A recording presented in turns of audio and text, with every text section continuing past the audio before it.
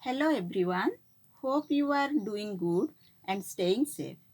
In this video, we are going to discuss the exercise of the chapter Palm Tree of your English literature book. Let's get started. This poem by Rabindranath Tagore is a beautiful poem. The poet feels the palm tree has a wish to go to the sky. It wants to fly away, but sadly, it has no wings. In real life, it signifies that one who wishes to fly away with his or her dreams has to someday return to his or her roots, means the place from where it began dreaming. The theme of the poem is in our restless moments, we often look outward and on for things we cannot have. But if we are still and reflect on the gifts that life has given us, we find fulfillment. So now we will discuss the exercise of the poem Palm Tree. Look at your book, page number 55. Number 1. The poem vividly describes the movement of a tree in the wind. Complete the sequence chart to trace the movement. Number 1. The tree raises itself over other trees. Number 2. The tree spreads its leaves and imagines they are wings that will let it fly.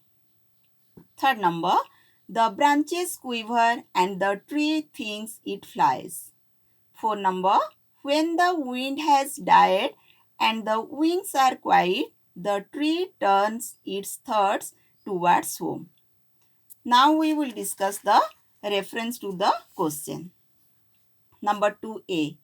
These lines tell us that the tree is, here three options are there, as tall as other trees in the area, taller than other trees, and last one, growing on top of a hill with other trees. The second option is your correct option, taller than other trees.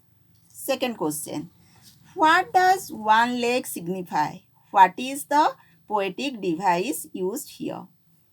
Answer is your one leg signifies the trunk of the tree. As the tree is attributed human qualities, the poetic device used here is personification.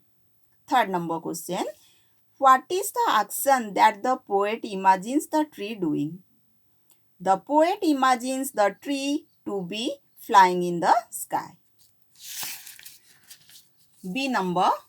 What, according to the poet, does the tree wish?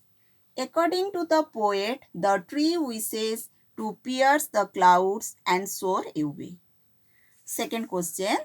In the poet's imagination, what does the tree think about its fronds?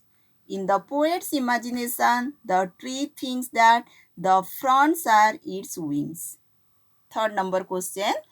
What does the poet compare the palm tree to? How oft or suitable is this comparison? Answer. The poet compares the palm tree to a bird.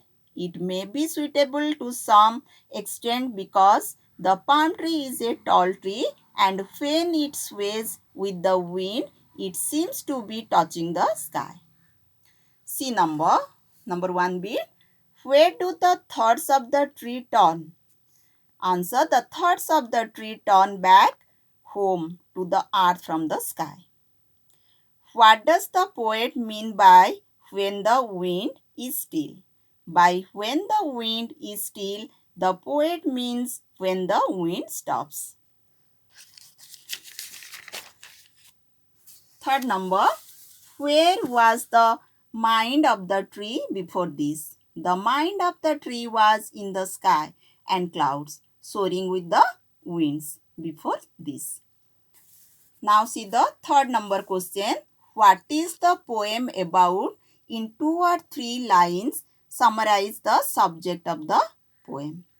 The poem is about a tree that wants to get away from home and wander in other lands.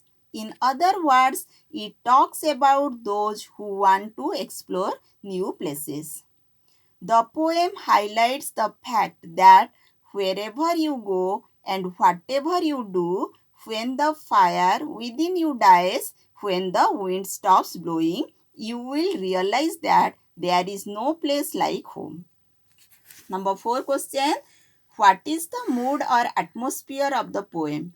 Does it sound happy, sad, defiant, thoughtful, triumphant, or unemotional? Answer. The poem is somewhat defiant as the tree wants to break free from the bonds that bind it to one place. It is also thoughtful and deep as it talks about the motherland, a place one always comes back to, however high one flies, as it provides warmth and comfort. See the question number 5. Does the poet offer us a message through this poem? If so, what is it? The poet talks about loving your motherland despite having big dreams and aspirations. He says that wherever you go, it is always comforting to return to your homeland.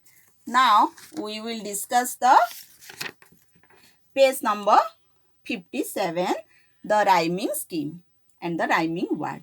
So how we will find out the rhyming words and the rhyming scheme? So first word, poems, each line's last word you will underline.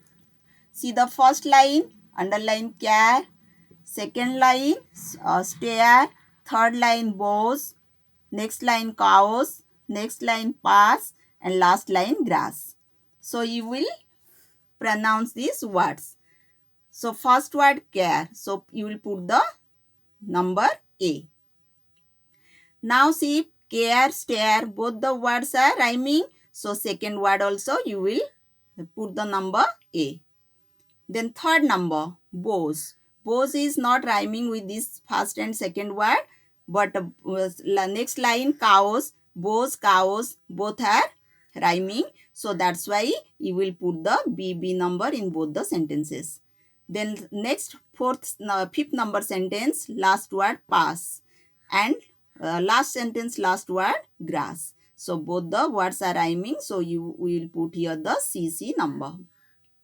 The rhyming scheme of this stanza is A, B, B, C, C. Next number, last word, cloud. Here hills, crowd, daffodils, trees and breeze. Cloud, hills. Both the words are not rhyming. So that's why A and B number you will put. Then cloud, crowd. Both the words are rhyming. So A. Here third number also A. Then hills is rhyming with daffodils. So that's why hills B number you have given. So daffodils also B number. Then trees. Trees you will write C and trees, breeze both are rhyming. So we will put here C number. The rhyming scheme of this stanza is A, B, C, C. Now see the 2 number. Last one word tree, B. Tree, B rhyming. So that's why A you will write. Then bus, does. B. Then B.